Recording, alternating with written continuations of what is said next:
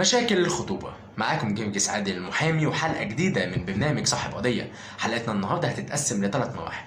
أول مرحلة ما مصير المهر والشبكة والهدايا بعد فسخ الخطوبة، وتاني مرحلة التعويض من حق مين، وآخر حاجة هو قدام المحكمة تقدر تسترد الشبكة بتاعتك إزاي. طيب نبدأ بأول حاجة، ومعلومة صغيرة في البداية كده نحب إن احنا ننوه عليها. أول حاجة فاتورة بتاعت الذهب، من فضلك الخطيب يكتب اسمه عليها. لما تيجي تشتري الذهب تشتريه ويبقى اسمك على الفاتورة، ده هنستفيد منه فيما بعد وهنوضح ده ازاي. تاني حاجة بقى ونتكلم فيها، لما بيحصل فسخ الخطوبة لا قدر الله، ما مصير المهر والهدايا والشبكة في الدنيا دي كلها. تعالى بقى نشوف ايه مصير الكلام ده كله. اول حاجة نتكلم فيها هو المهر. المهر احنا هنبدأ نفصل ما بين جزئين. اول جزء، المهر ده قبل الجواز ولا بعد الجواز؟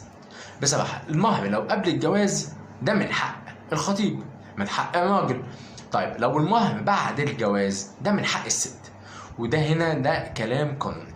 محدش يجي يقول لا انا هاخد المهر لو هو كان قبل الجواز. لا، قبل الجواز المهر من حق الخطيب ومفيش اي مشكلة خالص. تاني حاجة هنتكلم عليها الهدايا. الهدايا دي هنقول عليها هي هبة مشروطة بالجواز. يعني ايه؟ يعني حضرتك الهبة دي، الهبة اللي هي الهدايا، هقسمها نوعين عندي.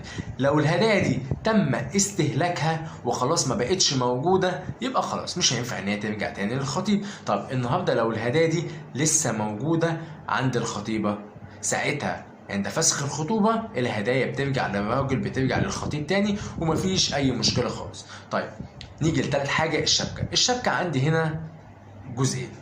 في ناس اعتبرت الشبكة دي زي المهر، إن هو قبل الخطوبة لو حصل فسخ يرجع للخطيب كامل مفيش أي مشكلة، ولو بعد الجواز يبقى الشبكة من حق الزوجة. طيب في ناس قالت ان الشبكه ده من ناحيه المهر، وفي ناس اعتبروا الشبكه دي هديه تبقى هبه مشروطه. طب في كلا الحالتين الشبكه تبقى، يعني لو قلنا ان هي مهر او ان هي هدايا، الشبكه هتروح فين؟ الشبكه قبل الجواز من حق الزوج او الخطيب، من حق الخطيب، من حق الراجل. يبقى قبل الجواز من الشبكه اذا كنا هنعتبرها مهر او هنعتبرها هدايا تبقى من حق مين؟ من حق الخطيب. طيب دي كده اول جزء. طب تاني جزء او تاني مرحله عندنا التعويض. التعويض هنا يعني ينفع التعويض وما ينفعش التعويض. ازاي بقى؟ تعالى نفهم مع بعض مساله التعويض دي بتتحسب ازاي.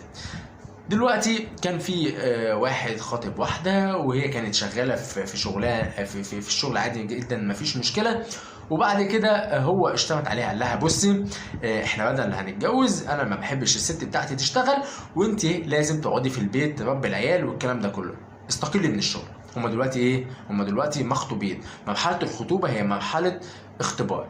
الخطيب بيشوف هل الست دي مناسبه ليه ولا لا. لو مناسبين بيكملوا تاني مرحله اللي هي الجواز. طب مش مناسبه خلاص بيتم الفسخ. طب دلوقتي لو هي سمعت كلامه واستقلت من شغلها وما حصلش جواز وبقى في فسخ خطوبه، هي هتعمل ايه؟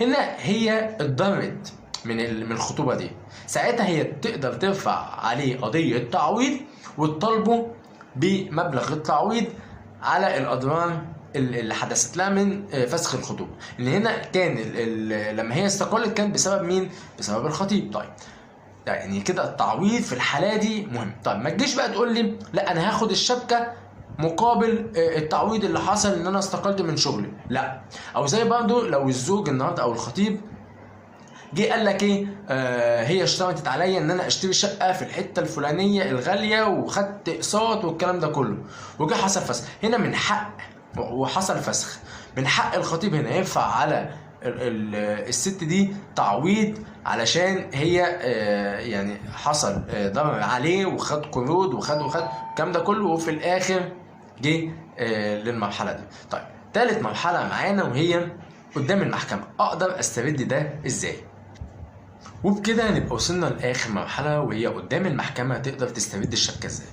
اول حاجه هترفع قضيه في محكمه الاسره عادي جدا، وتعمل تسوية في الأول، وبعد التسوية وبعد الإجراءات دي كلها بتروح ترفع القضية، وبعد كده القضية بتحتاج لتحقيق، والقاضي بيحتاج شهود، وبعد كده انت بتجيب الشهود المناسبين وهو بيجيب وهي طبعا بتجيب الشهود المناسبين عندها، وانت طبعا بيبقى معاك اصل الفاتورة، اصل فاتورة الذهب اللي احنا اتكلمنا عليها في بداية الفيديو. وبكده هتقدر في الاخر تسترد الشبكة بتاعتك بشكل قانوني. من فضلكم فترة الخطوبة هي فترة اختبار، مش شرط بينتهي بزواج، لا الموضوع كله اسمه نصيب. المهم ان الموضوع ينتهي بشكل قانوني سليم. كان معاكم جرجس عادل المحامي، ودي اولى حلقات برنامج صاحب قضية. شكرا لمتابعتكم.